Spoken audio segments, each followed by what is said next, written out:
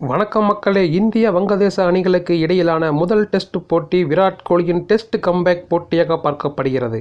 ஏனென்றால் விராட் கோலி 9 மாதத்திற்கு பிறகு டெஸ்ட் கிரிக்கெட்டுக்கு திரும்புகிறார். கடந்த மார்ச் மாதம் நடைபெற்ற இங்கிலாந்துக்கு எதிரான 5 டெஸ்ட் போட்டிகள் கொண்ட தொடரில் விராட் கோலி தனிப்பட்ட காரணங்களை காட்டி வெளியேறினார்.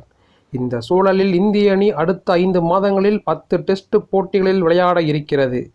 இதில் விராட் கோலியின் பங்கு மிகவும் முக்கியத்துவம் வாய்ந்ததாக கருதப்படுகிறது. இன்னும் சொல்லப்போனால் ஃபேப் 4 என்று ரசிகர்களால் அழைக்கப்படும் Virat Kohli, Joe Root, Smith, Kane Williamson அடங்கிய குழுவில் ஜோ ரூட் தற்போது சிறப்பாக விளையாடி வருகிறார். கேன் வில்லியம்சனும் தமக்கு கிடைத்த வாய்ப்பில் சரியாக பயன்படுத்தி வருகிறார்.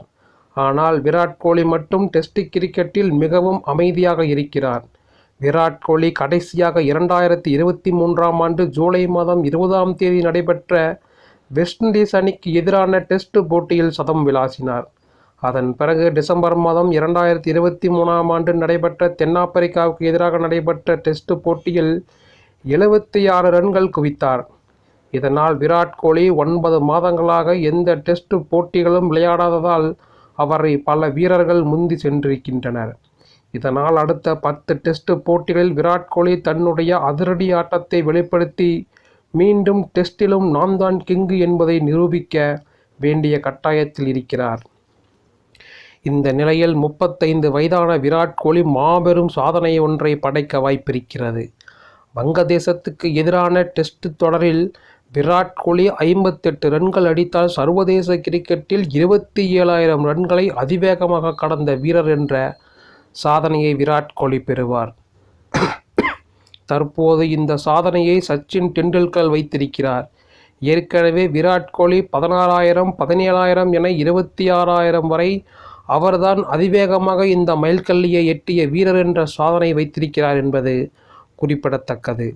சச்சின் டெண்டுல்கர் சர்வதேச டெஸ்ட் கிரிக்கெட்டில் 782 இன்னிங்ஸில் விளையாடி 34,357 ரன்கள் அடித்திருக்கிறார். இலங்கை வீரர் சங்ககரா 666 இன்னிங்ஸில் விளையாடி 28,017 ரன்கள் அடித்திருக்கிறார். ஆஸ்திரேலிய வீரர் ரிக்கி பாண்டிங் 668 இன்னிங்ஸில் விளையாடி 27,483 ரன்கள் அடித்திருக்கிறார். விராட் கோலி 591 இன்னிங்ஸில் விளையாடி 26,942 ரன்கள் குவித்திருக்கிறார். இதே போன்று விராட் கோலி இன்னும் டெஸ்ட் கிரிக்கெட்டில் 152 ரன்கள் அடித்தால் 9,000 ரன்களை தொட்ட 4வது இந்திய வீரர் என்ற பெருமையை பெறுவார். இதற்கு முன்பு கவாஸ்கர், சச்சின், டிராவிட் ஆகியோர் இந்த மைல்கல்லை கடந்திருக்கிறார்கள்.